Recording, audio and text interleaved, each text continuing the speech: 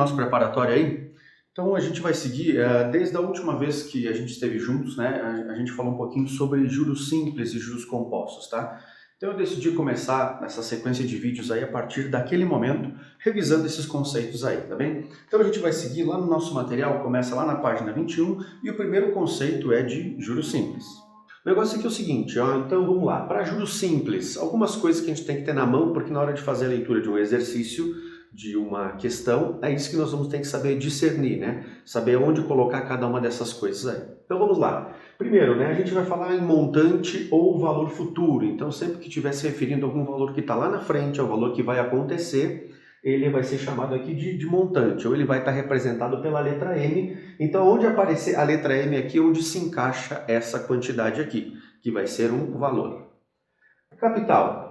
Capital vai estar representado pela letra C aqui, nessas nossas expressões, tá? E ela é conhecida também como valor presente, é o valor que eu tenho hoje.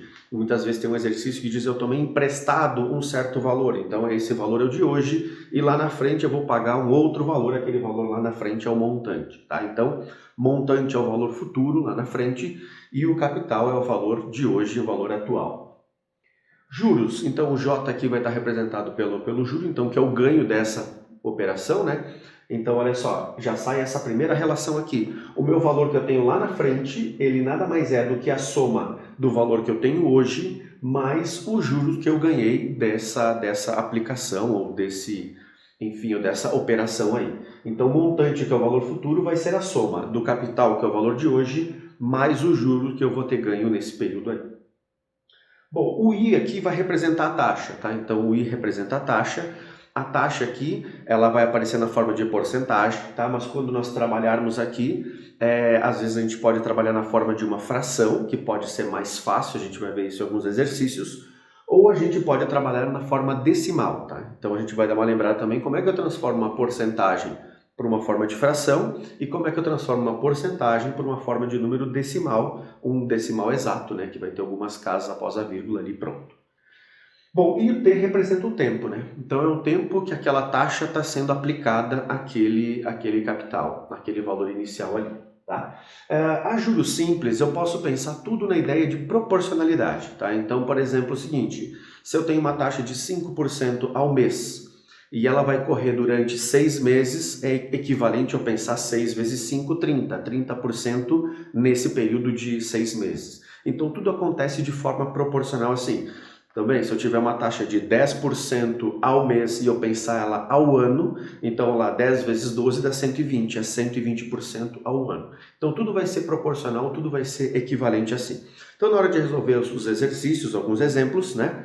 Eu vou procurar trabalhar dessas duas formas, um pouco mais preso a essas expressões aqui, então que a gente tem montante igual a capital mais juros, onde a gente tem o quê? Que os juros é o capital vezes a taxa vezes o tempo, e aonde a gente pode unir essas duas aqui e ter mais uma terceira também, mas não é obrigatório, né, ficar memorizando todas essas coisas aí. Aonde o montante é igual a capital vezes, entre parênteses a gente resolve primeiro, ó, 1 mais a taxa vezes o tempo, tá? Mas tudo isso que está se apresentando aqui, eu posso pensar nessa ideia de proporcionalidade de taxas, né, de porcentagens e aplicar isso ao meu valor inicial ou às condições do meu problema aí.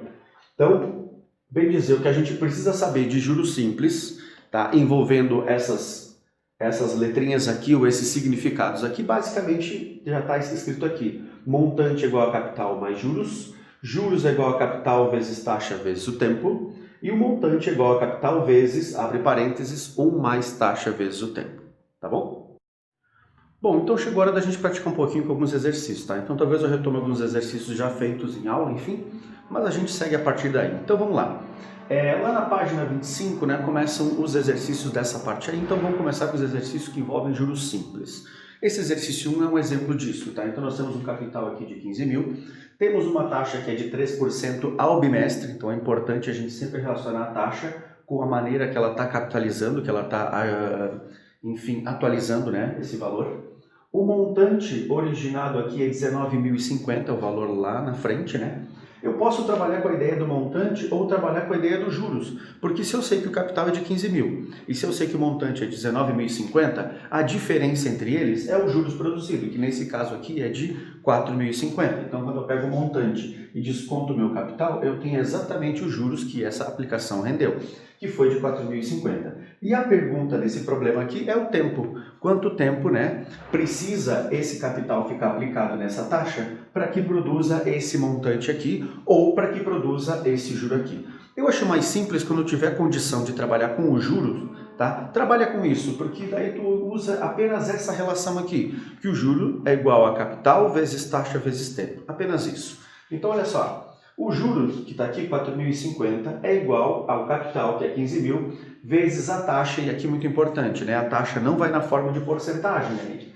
Ela vai na forma de uma fração ou na forma de número decimal. Então, ou eu vou trabalhar aqui com 3%, 3 dividido por 100, que é a forma de fração, né? De uma porcentagem assim, ou eu vou trabalhar com 0,03, que é a divisão de 3%, tá? Qualquer uma dessas duas formas está valendo aqui. Mas por que às vezes eu acho mais interessante deixar assim na forma de fração? Porque em muitos casos tu consegue simplificar os zeros desse 100 que está aqui embaixo com os zeros do número que vai estar na parte de cima. E esse é um exemplo que acaba acontecendo isso. Então, simplificando esses dois zeros aqui, desse lado fica 150 vezes 3, por isso que apareceu aqui o valor de 450. No final eu tenho essa equação para mim resolver.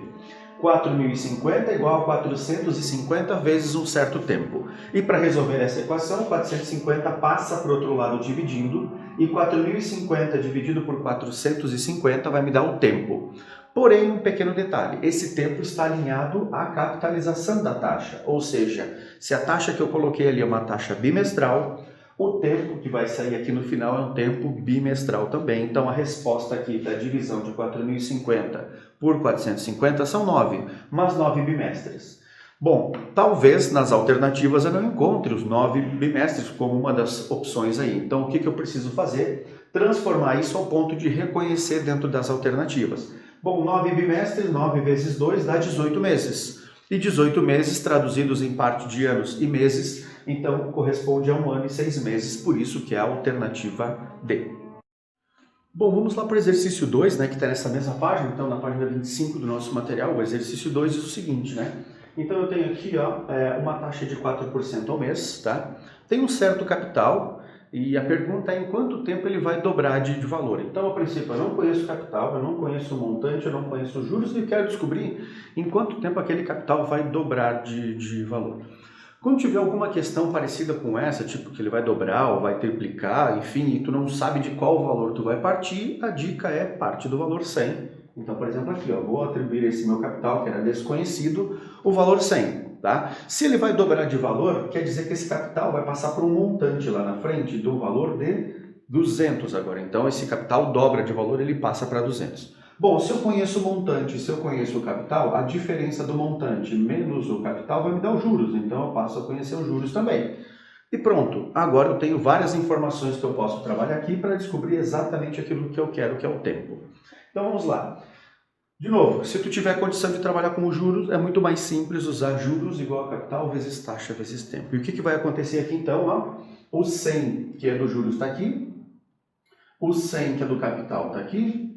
A taxa, que é 4%, está traduzida aqui na forma de uma fração, 4 dividido por 100, vezes o tempo, que é o que eu quero descobrir. E agora é trabalhar com aquela equação. E a vantagem, de novo, olha aqui, simplifica os zeros. Então fica 100 igual a 4 vezes t.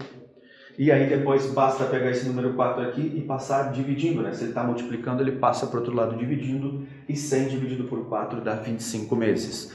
E 25 meses tem que traduzir também para encontrar a resposta lá no nosso material, que são 2 anos e 1 mês, por isso que é a alternativa D. E agora lá na página 26, né, no exercício 3, vamos ver as condições que a gente tem lá. Então a gente tem uma taxa aqui que é de 3% ao mês, pode ver que eu sempre coloco, né, o modelo de capitalização, sempre importante a gente estar sempre ligado nisso. Eu vejo aqui que o que acontece, ele quer tomar emprestado um valor hoje e quer pagar lá na frente no máximo um valor de 1.400. Então o montante que o máximo que pode ser pago é de 1.400, tá? E esse valor vai ser tomado emprestado durante 4 meses, então já está colocado aqui embaixo. A pergunta é o quanto ele pode tomar emprestado hoje. Qual é o capital que ele teria hoje que, rendendo durante 4 meses a essa taxa de 3%, chegaria ao valor de 1.400, que é o valor que ele pode pagar no final desse período aqui, tá? Então vamos lá. Nesse caso aqui, eu não tenho como descobrir quanto vale os juros aqui, né? Porque olha só, eu precisaria fazer a conta do montante com o capital, e é o capital realmente que eu quero descobrir aqui.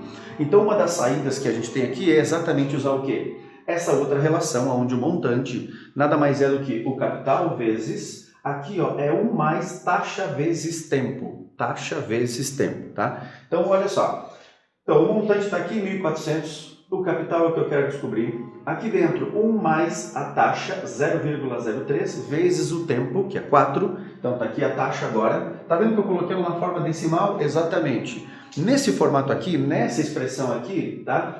É muito mais produtivo que tu use ela na forma decimal, tá bem? Então, naquela outra dos juros igual a capital vezes taxa vezes tempo, na maioria das vezes, pelo que eu observei nos exercícios, né, de concursos, tu acaba utilizando ela na forma de uma fração, porque tu acaba conseguindo simplificar os zeros daquele 100 que está no denominador com algum número que está na parte de cima. Mas também não tem nenhum problema se tu quiser usar na forma decimal lá, tá? Mas nessa aqui o mais indicado é usar na forma decimal, acredito que seja isso aí, tá bom? Então vamos lá. Resolvendo primeiro dentro desse parênteses, primeiro faz a multiplicação, ó, que dá 0,12, 0,03 vezes 4. Depois a gente vai somar 1 mais 0,12, que dá 1,12. E o restante para cá eu não mexi, apenas copiei igual, ó. A única conta que eu fiz foi dentro desse parênteses até chegar no valor 1,12.